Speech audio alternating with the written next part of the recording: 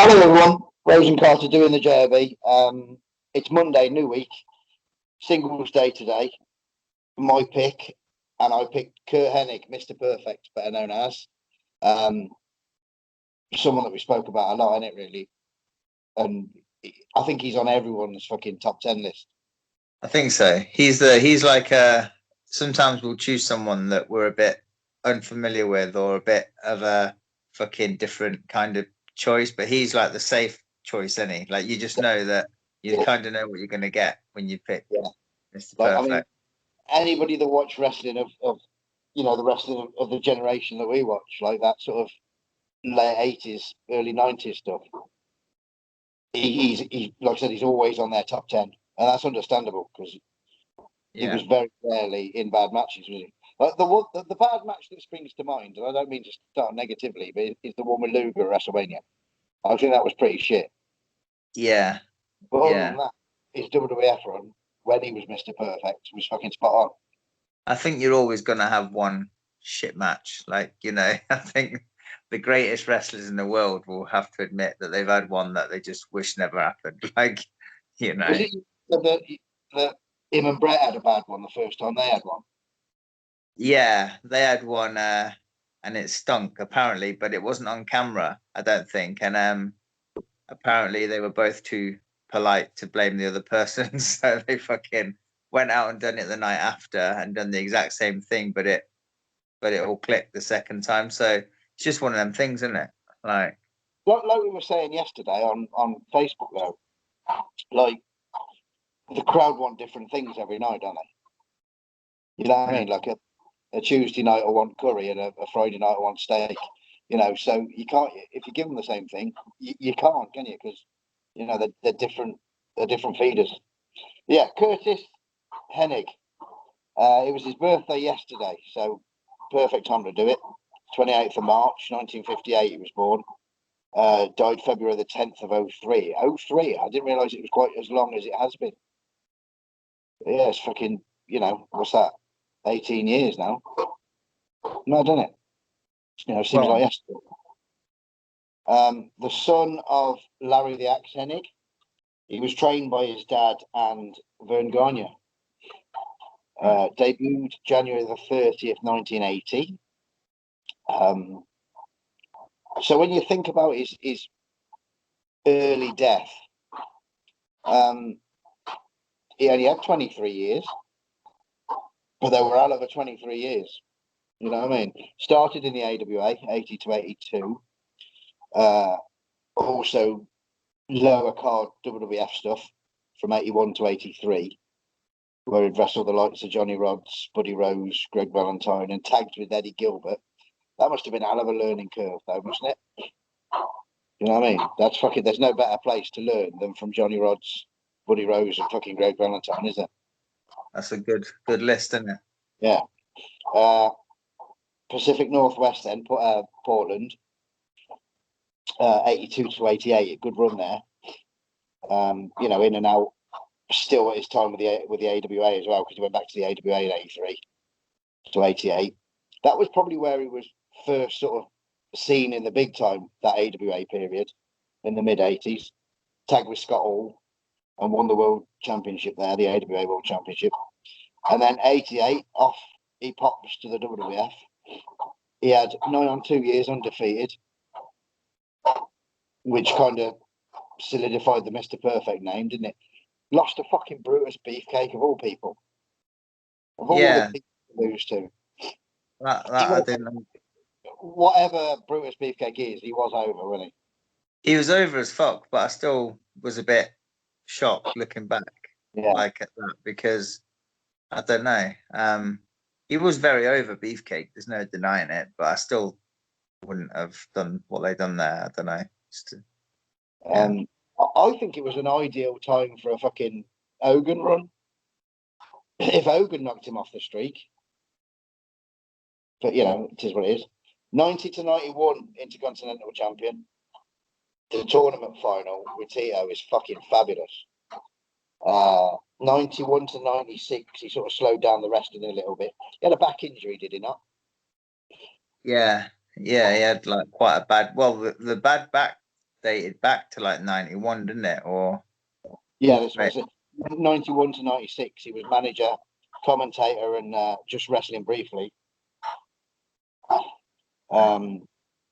to WCW in 97 to 2000, where he was in the Four Horsemen and the NWO. 99 to 2000 in the West Texas Rednecks. What was that? Barry Windham, Bobby Duncombe Jr., Virgil. Yeah. And Kendall Windham as well, wasn't it? Barry's brother. Right. Yeah, it was. Yeah. He had a year just doing traveling really, doing independent shows and stuff. 2000, 2001. He was the main event against Dennis Rodman in Australia for iGeneration Wrestling. He did Puerto Rico for Carlos Clone, All Japan, WLW for Harley Race. 2001 to 2002, XWF, which was Jimmy Hart, Greg Valentine, and Brian Knobs' promotion that didn't last too long. Back to the WWF in 02. Was that plane ride from Hal thing the fucking sacking, the reason for his sacking? I think so. That's what I've been like kind of led to believe from everywhere I've read and listened to people talk about it. I think that was it. Yeah. He had a bit of Brock Lesnar heat, didn't he? Yeah. They were like, he kicked Brock Lesnar's ass, did he not? You are? He kicked Brock Lesnar's ass, did he not? I don't know. They were apparently fucking like wrestling around in the aisle of one of the plane, weren't they? And fucking crashing against the fucking door and shit like that. Like, probably not the fucking wisest thing to do when you're up, up that fucking high. Like, I don't like planes at the best of times. Never mind fucking rolling around against the fucking door. Like, so. 02 on the Indies and then 02 to 03 in TNA. I've seen little bits of him from TNA, but fucking, like we said, it's 23 years, which in the grand scale of things isn't a great deal of time. Taken way too soon, doubtless. But that was fucking hell of a 23 years that he was around. Always a prominent name, always. It's kind of weird though, because when you look at wrestlers' careers and how long they last, like some are still going today that were around then. Not many, but the odd fucking guys doing independence and shit. Like you've seen guys like fucking Valentine and even like Axe and that, not all that long ago. But then you get other guys at the other end, like fucking Dynamite's career was only about 16 years or something. So if you think about that, that was fucking. But 23, I don't know. I just thought Hennig was around for a little longer than that. But I think sometimes some of the people that we've done on these, you look back and they're like, 12, 15, 18 years, and you think, fuck me, that's not a great deal of time. But because they are such prominent names, they're always in your mind.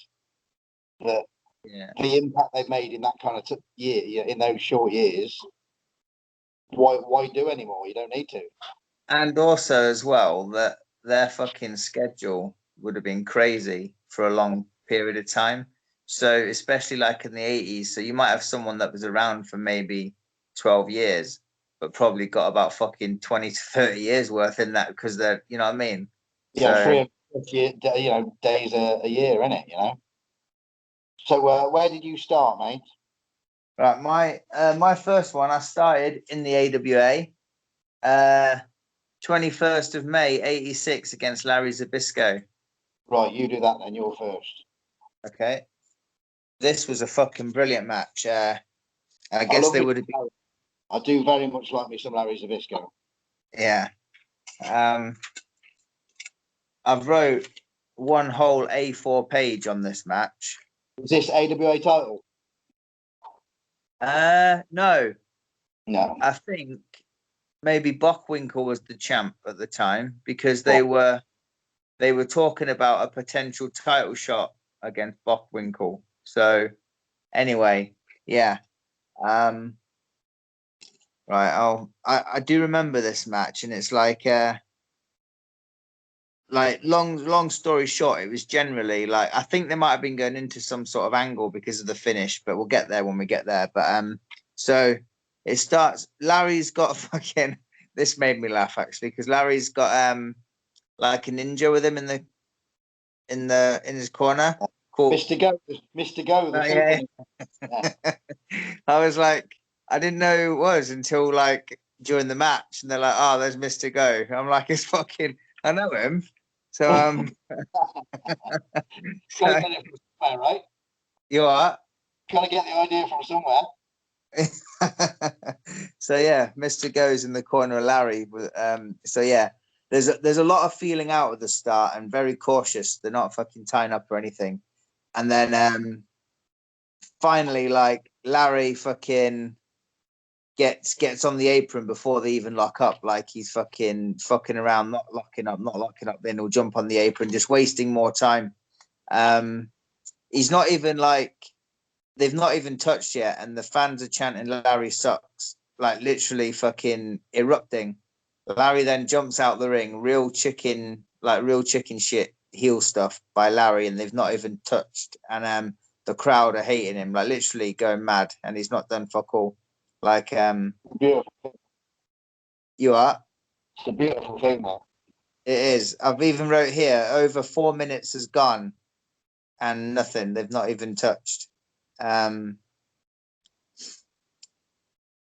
He comes back in, then finally they lock up. Fucking Larry gives him a quick like fireman's carry, like takeover by Larry. Doesn't hold on, they both get up and then they kind of back to neutral position type thing. They tie up again. Curt's got him on the ropes, gives him a break. Larry pushes Curt. Curt pushes Larry back, and Larry fucking falls through the ropes to the outside. So again, they've not done much, and Larry's back on the outside again. Yeah, here I've wrote Mr. Go is the ninja, you know. So over 6 minutes in at this point and hardly done anything, and the crowd are going nuts, fucking nuts. They tie up, hammerlock by Larry. Curt switches the hammerlock, put onto Larry. Larry fucking scurries to the ropes, and then once the ref gets him to break it, fucking Larry jumps out the ring, powders, wasting some more time. Like real proper long start, not doing much at all, but the crowd are fucking going nuts. And then once Larry powders, he gets back in. Mr. Go jumps up on the apron. Curt runs over to him, pops him off. Larry tries to, I'm thinking that's going to go into heat there, just a distraction and fucking whatnot. Larry goes for the jump. Curt turns around, sees him, pops him as well. And then fucking Curt's in control.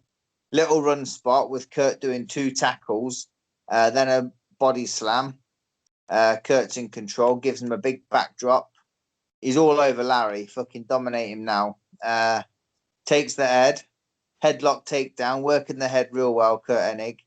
Larry rolls him back a couple of times by holding the tight. So he's on the floor in the headlock, takedown, rolls him back so Curt's shoulders on the mat. He does that twice, holding the tights. He goes for a third time, holding the tights, but the referee sees him, so fucking throws him back down. So fucking Curt's still got the headlock on, you know. Yeah. Now they do another run spot where Curt reverses a hip toss, then a headlock takedown again, taking the fucking head. They get back up. They go into another run spot where Larry sleeps twice, bends over to go for a big backdrop. Curt grabs his head, and then so this is where he kind of does cut him off. So Larry sleeps twice.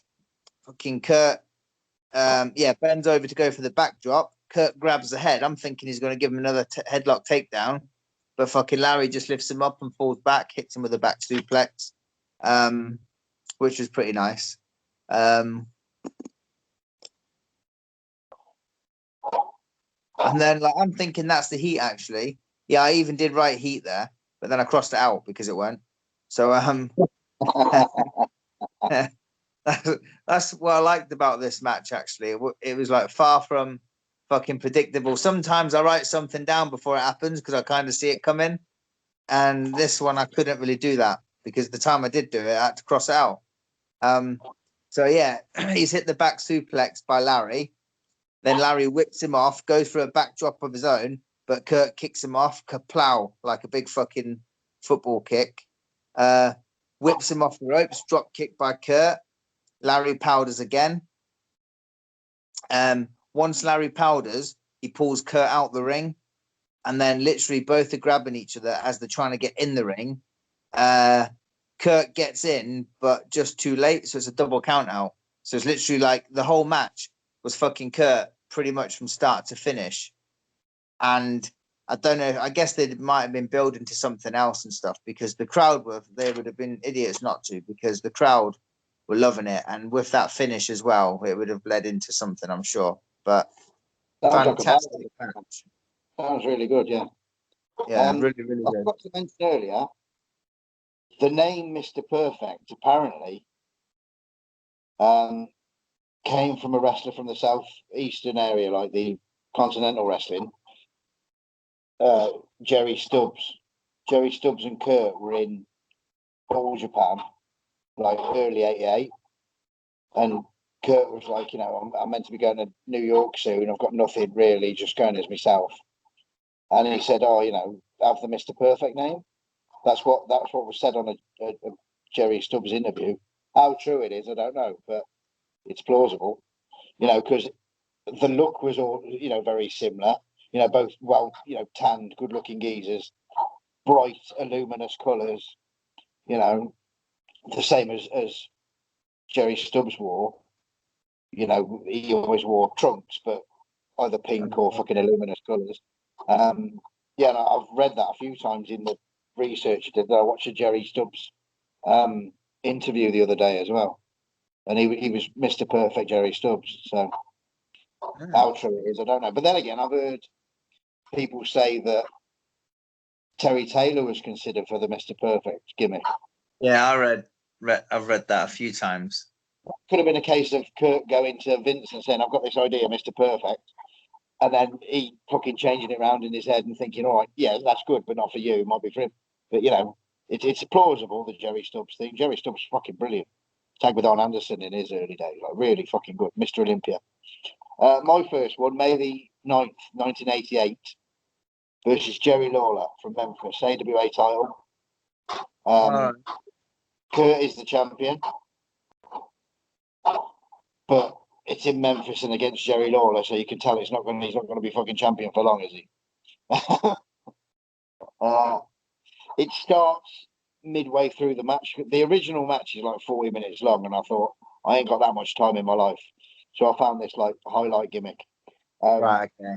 Lawler's in a sleeper with Curt on his back, and Lawler's fucking selling like a beast, and it's super over, like literally doing nothing. But the arm goes up, comes down, goes up, all that shit. The G is that Lawler will retire if he loses as well. So that's like even more at stake. Jackie Fargo is the referee, like fucking Memphis legend. Lawler falls forward. Curt goes into the top buckle, boom, and does his little fucking spin thing. He's so good at selling, isn't he? Fucking perfect selling is amazing. That thing he does when he gets put into the top buckle and fucking bounces off the bottom and spins, sexy. Like, he didn't do anything. Fucking brilliant. But that old turnbuckle little cut-off thing doesn't last long because Lawler's fucked, isn't he? Curt gets back up, chops. Curt's chops. Fucking power. Have some of that. Right? And then he's like punching the fuck out of Lawler in the corner. And Lawler's bleeding now. He's pissing blood. Fargo keeps pushing Curt away to look at this head, and he's like, "Stop it!" Fucking, and then he keeps going back and fucking just like relentless attack on Lawler's head. This happens for a fair while, and Fargo keeps thinking, "Oh shit, shall I fucking call it off?" That kind of thing. Curt's fucking bugging him to call it off, and then Lawler with a fucking this is great.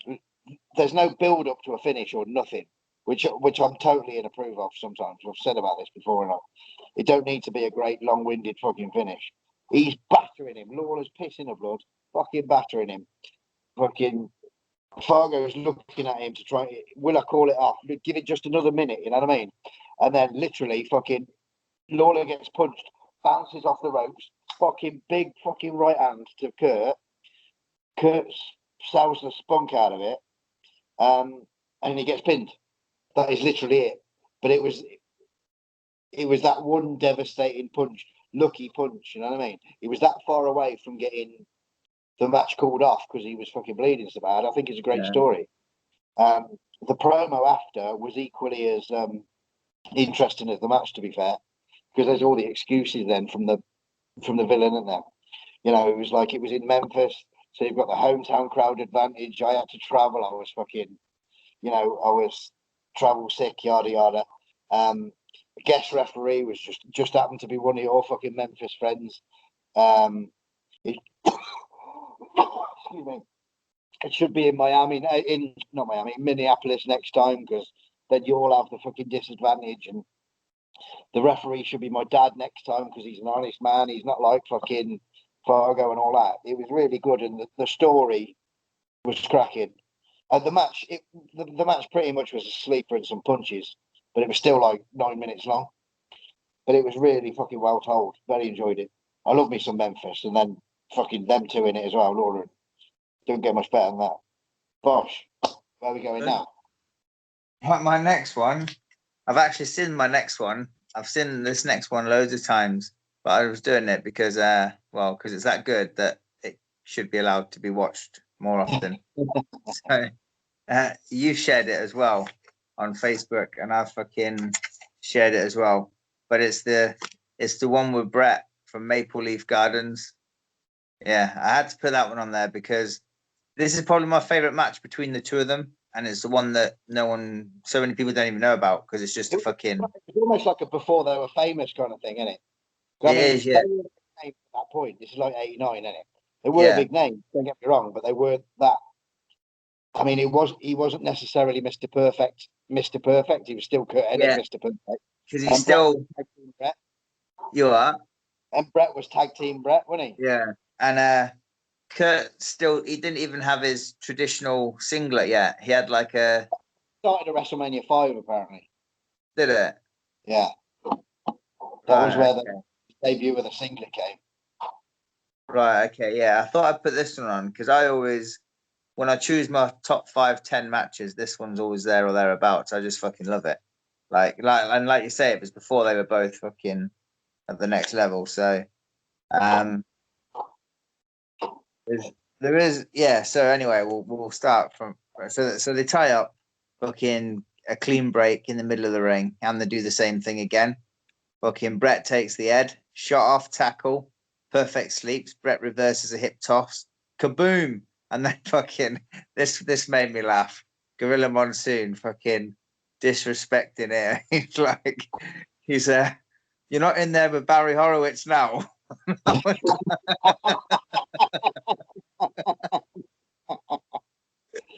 I was like, fucking poor Barry. He's not even in the match. He's getting shit on. Fucking ignorant. But yeah, I had to laugh at that. So Bret takes the head again, shot off tackle. Curt goes for the drop toe hold, and Bret fucking jumps over it. You know, that old fucking spot that they've done, and takes the piss out of him, gives him like a little golf clap kind of thing. I stole that spot years ago working with a guy called Saxon, and we used to always do like spots from their matches, and that was one of the things what we do. But like we do it so like he'd drop toe hold me, and then in the like a little bit later on I'd go for it on him, and he'd jump over and like, you know, take the piss kind of thing. It's quite a cool little spot, to be fair, and don't really see it anymore. So but yeah, there's that. Bret takes the head once again, shot off again, crossbody by Bret, fucking 2 count. He rolls to the apron. Bret perfect comes at him. He gives him the shoulder to the gut. Boom, sunset flip over the top. 1-2, kick out, headlock takedown by Bret. Fucking beautiful. This is crisp as fuck. Working the head. We work towards the ropes where there's a break, and then a chop by Perfect. Kaplow! Fucking hell. Don't like chops. Chop by Perfect. Whips Bret off. Bret goes for a crucifix. 1-2, kick out. Fucking Perfect powders. He comes back in, tie up, and then a cheap shot at the ropes by Perfect. Another chop. Whips Bret off. Throws the boot, but Bret catches it. Trips him up. Gives him the kick to the abs that he does. Perfect feeds to the corner. Bret gets whipped into the corner, but Perfect switches. Bret comes out of the corner, and they go into fucking. It's just really moving really well, and I think something's telling me this fucking match is the one after the one that was shit. Like, because I'm sure this is on. It's almost like they had something to prove as well, so they tried that little bit extra. Yeah. Because I think this match is on Bret's Dungeon Collection, and I'm sure it's that he's talking about. We done one the night before, and it just happened to be shit. I'm sure this is it. I'm sure it is. But anyway, yeah. So Bret like comes out the corner. Perfect gives him a slam. Bret kicks him off with his feet. Fucking and then Bret slams Perfect, who then kicks Bret off with his feet. Then Bret just fucking grabs him by the head and fucking throws him to the mat like face first. And then Perfect feeds to the ropes and then a clothesline over the top. This was like, I've wrote here as well. It was like, I've wrote that it was so different from the first match I watched was Zbyszko, whereas the same amount of time has gone, but they've done so much more, but they like got a similar reaction. So both really great matches, but just totally different in the sense that the work rate in this is fucking crazy, whereas it was more like about the crowd, like, and the heat. Which also shows Curt's timing and understanding. Yeah. You couldn't do that long drawn out match with Bret because it's just not Bret's style. And I don't think you'd want to see it, would you? Really, you wouldn't. It's about the action, like. And in the AWA, Larry and Curt were relatively big dudes. When in the WWF, these were fucking trick midgets, weren't they? Bret and Curt at this point would have been fucking, super flyweights, yeah? Compared to the main event. So it's just a different kettle of fish, isn't it? Definitely, yeah. Because this is it's only 2 years later, this one. Like literally only 2 years later from the Zbyszko one. But or 2 or 3 years. 3 years later this one is. So right. So anyway, clothesline over the top. Perfect, like wasting some time outside the ring. Goes back in the ring. Then they go back at it. They're into the corner, but Perfect like cowers in the ropes. So like Bret's got to get off him type situation. Tie up again. In corner, the referee gets between them, and then Perfect does that cheap shot over the top of the ref and fucking pops him. Beautiful knee lift. Now this is the heat starting now. Simple cut off. That was just in the fucking corner. Beautiful knee lift by Perfect. Bret goes to the outside, trying to get in, but Bret just keeps Perfect just keeps fucking giving him shots and stuff. So he's not letting Bret in the ring.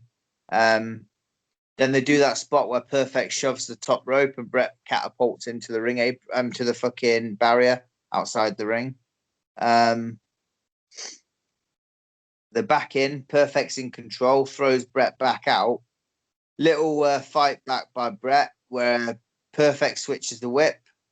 And he goes sternum first, Bret Hart style into the corner, kaplow up it. Because fuck, that hurts watching that. To be fair, throws Bret onto the ramp outside where the fucking Maple Leaf fucking got that ramp, and they going up to the ring. Where are we now? Spinning toe hold by Curt. Bret kicks him off. Perfect goes fucking shoulder first into the ring post. So Bret starts working the arm now. Working the arm hammerlock. He does the hammerlock slam, which you don't really see nowadays. With the fucking arm, which I quite like. Very Anderson thing. Yeah. So where are we? Yeah, takes him down, a knee drop on the arm, a leg drop on the arm. Perfect switches the whip. Bret goes for the crucifix again, but this time Perfect falls back with him, cuts him off, more heat. Perfect's fucking selling the arm though. So Perfect's back in control, but just that brief period of time where Bret was on the arm, Curt's there selling it like he'd been fucking, shot in the arm, which is, really, really good. How he's still like selling it. Very nice. So yeah, selling the arm. Bret switches the abdominal stretch, but then so Perfect goes for the abdominal. Bret like works the way around, so he puts it on Curt, but then he gives him a hip toss out of it, so Curt's back in control. Waistlock roll up by Perfect. Bret kicks him off. Perfect goes through the ropes to the outside. Bret does the fucking dive over the top. Bret's in control. They're back in the ring. Suplex by Bret, 2 count, backbreaker, second rope elbow. He goes for the cover, but the fucking time limit draw there and then. The fans were fucking like pissed off that, the fucking it ended there and then. Bret wants 5 more minutes, but shit ain't happening. Curt comes back in when Bret's back's turned, but the match is fucking done. And they just go into a bit of a fucking schmoz there, and Curt fucks off to the back. But it's a beautiful thing, that. Yeah, I'll put phenomenal. Fucking yeah, it was like it was such a good it was a different kind of match as well, different from their other matches they had, and it was just thought it was a nice story. It was the kind of story that you could tell like in the course of like one night. You don't need to build it over fucking. It's not like a long drawn out story. It's just like a real good match, heel against face. Fucking time limit draw. Fans a bit pissed off because they ain't got the winner, and Curt's like looks like he's going to give them that extra 5 minutes. They get into it, then he fucks off to the back. So it's like, I wonder if they did a rematch the month after with a longer time or something. You got sorry? I wonder if they did a rematch the month after with extra time in there in Maple Leaf. Possibly. Shame for it to not go anywhere, wouldn't it be? Yeah, definitely. Yeah. Right, my next one, relatively short but action packed to fuck, like really good. February '89, so only 9 months after the Lawler match, but from the WWF against the Red Rooster. He's Mr. Perfect. He's still got his trunks on. He hasn't got the singlet on yet, but he's Mr. Perfect, but still Curt Hennig. Fucking what a start this was, right? Fast as fuck. Your fucking eyes everywhere. This is like proper fucking. I was blown up watching it. So Curt with the head off the ropes, hip toss. Curt kicks fucking Rooster off. Then slams Terry Taylor. Terry Taylor kicks Curt off. Hip toss, arm drag, drop kick. Out goes Curt. What a start. It's fucking beautiful, that was. And it was all as quick as a cat and as smooth as silk. But how good are these two? Rooster and fucking Curt. Fabulous. On the screen now, as Curt is powdering, a Brooklyn Brawler promo talking about the magazine, the magazine that's out now with a Red Rooster interview in it, and he's tearing it up going, I should have been the Brawler. Back in the ring, fucking cuts Rooster off, chop. Fucking hell, them chops. Terry Taylor swaps it, fucking chops the spunk out of Curt now. Whip is reversed, in goes Curt, run goes Rooster, right into a boot, pow. Curt unloads now, fucking just throwing everything at him. Brawler and Bobby Heenan now walk to ringside. Curt ducks his head for a backdrop, and Rooster does a neck breaker, another fucking smooth as silk, like crisp, fucking beautiful. You can't fault fucking Terry Taylor. He gets bad press, don't he, Terry Taylor? He does, but yeah, like wrestling wise, he was fucking brilliant. He's a bit of a stooge. I think that's why he don't get knocked for his abilities. He gets knocked for his backstage fucking brown nosing, don't he? Yeah, He was meant to be one that calls Meltzer with all the fucking information and all that shit, but how true it is, you don't know. But in the ring, fabulous. So he's done the neck breaker, bong. Then there's like fucking punches exchanged. Curt swings, Terry ducks, atomic drop, bosh. Terry's now distracted by old fucking Bobby Heenan there. Curt drop kicks Taylor, who goes out the ring then. Bobby Heenan's now involved out the ring. Terry Taylor cuts Curt off on the apron, but goes back to Brawler. And Brawler and Bobby Heenan just beat the piss out of him, and it's a count out. Which, you know, I mean, Red Rooster wrestled Bobby Heenan at WrestleMania 5 anyway, which is just like 2 months away from here. So it was all leading to that, I guess. What is a fucking question? Rooster and Bobby Heenan, yeah? It all made sense because he used to be his manager, didn't he? Right? But the Brawler was meant to be Bobby Heenan's fucking man at that point, yeah? Why could it not have been the Brawler against the Rooster? Would that not have made more sense? Maybe, yeah. But would that have been a better blow off? I don't know. I mean, we love the Brawler, but I just don't know if they'd have put him in that fucker. They should have, but I don't know if they. No, to put him with Bobby Heenan must have meant they were pushing him.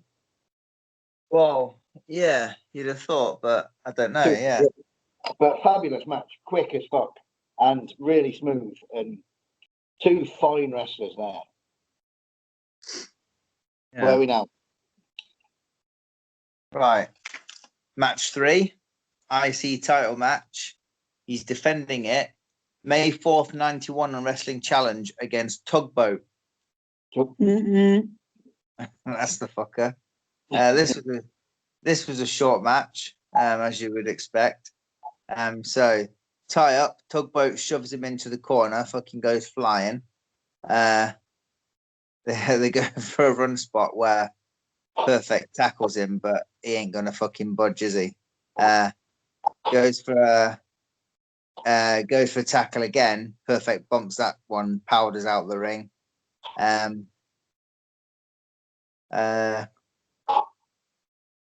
They go into the corner from a tie up, chopped by Perfect, then jumps out the ring, back in. He gives him some more chops. Tugboat's just looking like, what the fuck's going on here, like, because he ain't fucking feeling that at all. Then Tugboat just fucking grabs him and lifts him above his fucking head, you know, like almost by his throat kind of thing as he's lifting him up. And then just throws him down, whips Perfect off the ropes, gives him a big bear hug. Working on Perfect throws some punches to try and fucking release the bear hug. And then Tugboat just rams him into the corner, whips him to the other corner, fucking runs at him, misses a splash, boom. Perfect gets a 2 count as fucking Tugboat just hits the deck after missing the splash in the corner. Slammed by Tugboat, he's back in control, gives him a slam, and then Tugboat goes to the second rope, jumps off, misses the second rope splash, and then Perfect fucking just grabs his tights and holds him for the 3 count, and that's it. As simple as that. Really short match, maybe 5 or 6 minutes, but I put it was decent because I enjoyed it. It was like, you know, they can't all be fucking 25 minutes, can they? Like, it was. You wouldn't expect that from Tugboat, would you? No, definitely not. Right, my next one, I went 8 years on from the last, which is a fair jump. And to be fair, the bulk, what I missed was the bulk of Mr. Perfect's glory years, you know, sort of thing. But the next I went to WCW Saturday night. It's either 8th of the 9th or 9th of the 8th. It's hard to tell, isn't it? Of 97 versus Bobby Eaton. Fucking love Bobby Eaton and I love Curt Hennig. What year was? 97. All right. Fucking hell, yeah. Love Bobby Eaton. I mean, to be fair, both are past their prime at this point, right? Yeah. But both still more than capable. And I felt let down by the fact that WCW chose to treat Bobby Eaton in the manner they did in this match. Do you know what I mean?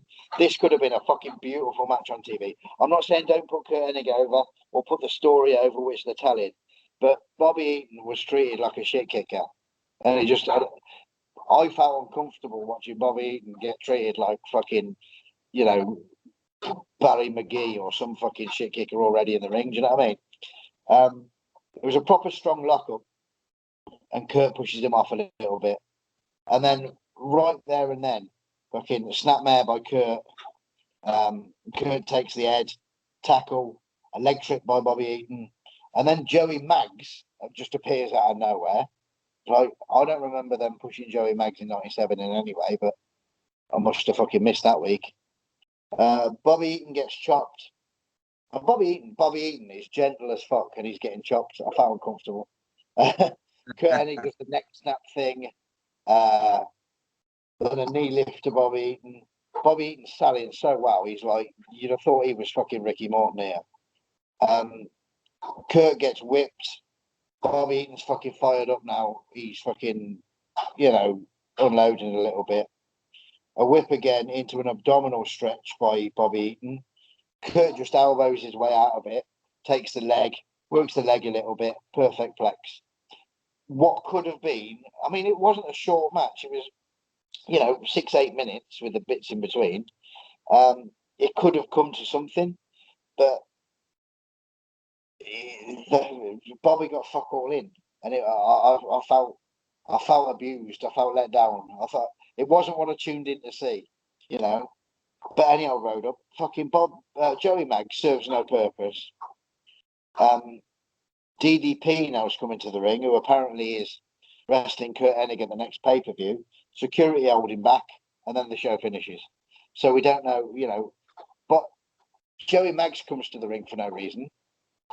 DDP comes to the ring and got sent back. Just let these two dudes have a fucking wrestling match. A perfect main event on WCW Saturday night. Put Curt over. Makes him look strong for wrestling DDP.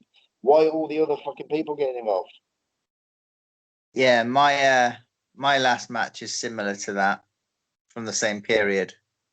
There's a lot of fucking things and shit on my next one, but it was better than Bob. I'm not knocking Bobby Eaton. It's not Bobby Eaton's fault. It's not Curt Hennig's fault. It's fucking whoever booked that shit. Yeah, same situation with my last one here. So my last one is from WCW Nitro, 23rd of March, 98. Two guys that are, past their prime, but still capable, just like fucking you said. So it's against the British Bulldog. So Kurt's part of the NWO at this point. He's with Rick Rude. But I was really a part of me was really looking forward to this because it's Bulldog against Hennig. And then I was with the Bobby Eaton thing. Yeah. That's fucking dream match material, isn't it? When you think about both of their primes, when Bobby Eaton was TV champion, Curt was fucking Intercontinental champion or thereabouts. That's the two equivalent championships of the two promotions, and now they're wrestling each other in the air. Just fucking jizz material. Turns out, follow on. But then once I realized, I thought, okay, these two guys, this will be great because I know that they had some matches, obviously years later, probably like fucking 8 years prior. But then I realized it's WCW 98, so I wasn't really expecting much. Yeah. But the Bulldog, they start with Bulldog taking the head. Fucking he gets shot off the ropes, big tackle, Hennig bumps it.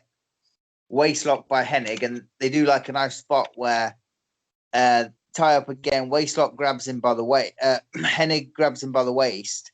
But if you can imagine, like Bulldog fucking reaches down, trips him up. So Hennig's behind him. But as he trips Hennig's on his back now behind him, kicks Bulldog off with his foot. Bulldog hits the ropes.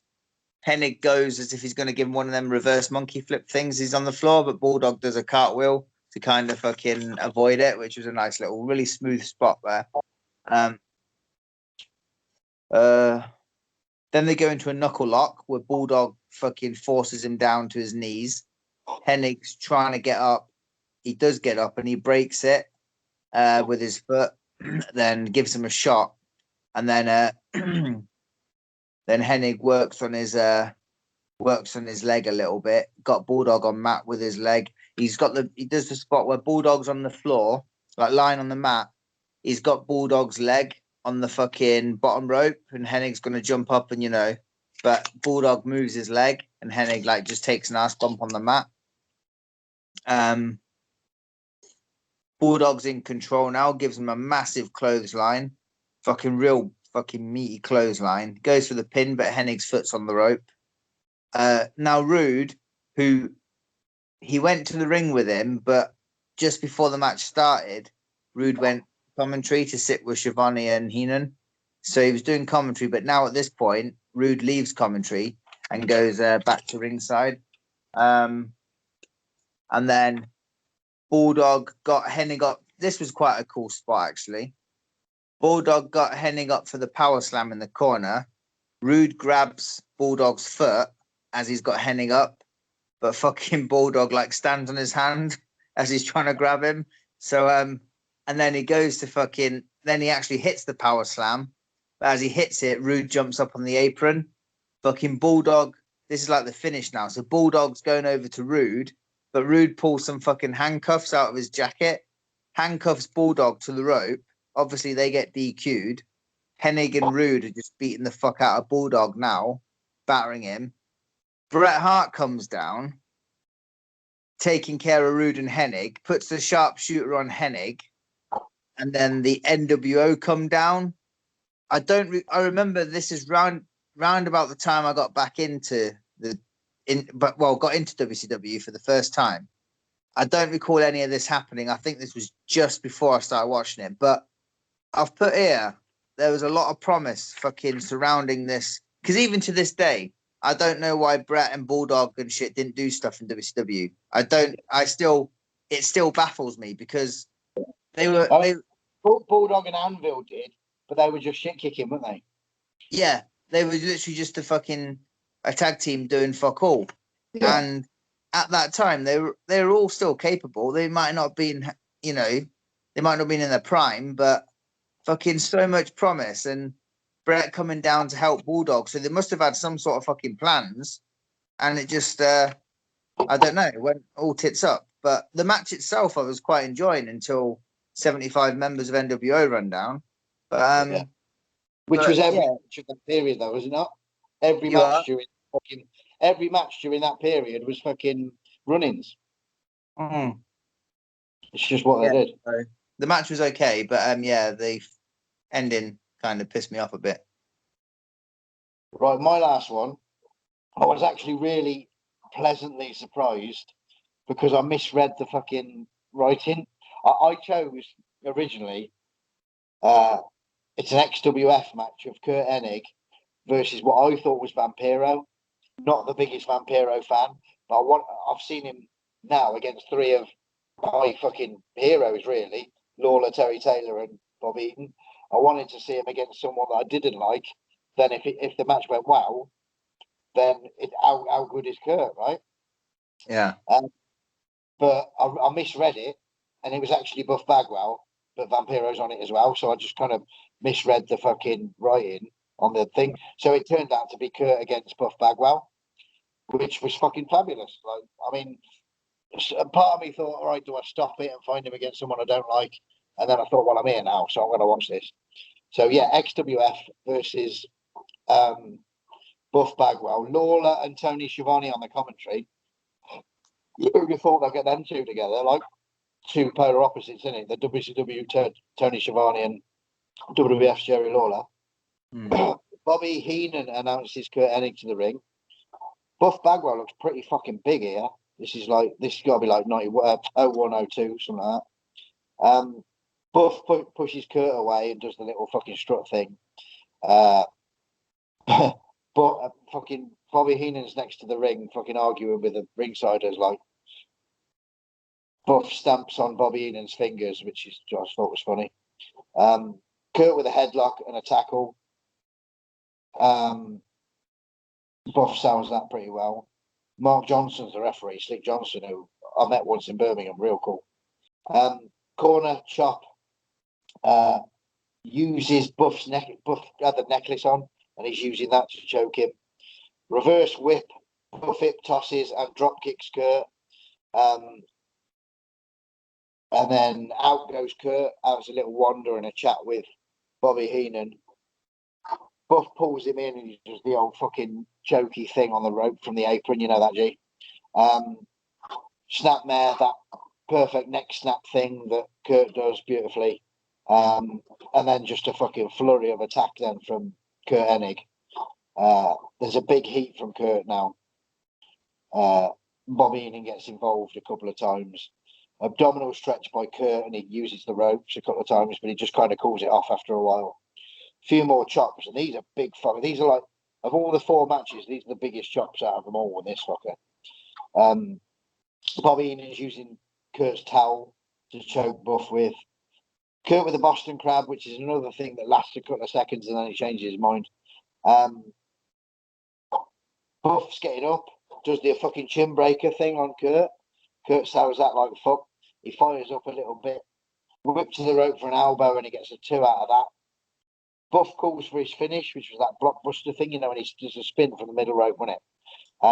That was his finish. So he's up on the middle rope, ready to hit it on Curt, who's selling the elbow. Bobby Heenan pushes him off. He kind of just jumps off, doesn't take a bump off him, jumps off like what the fuck's going on there. Into the perfect plex, that's for the win. And then we see Vampiro comes to the ring bitching at the referee. This is what I thought was odd.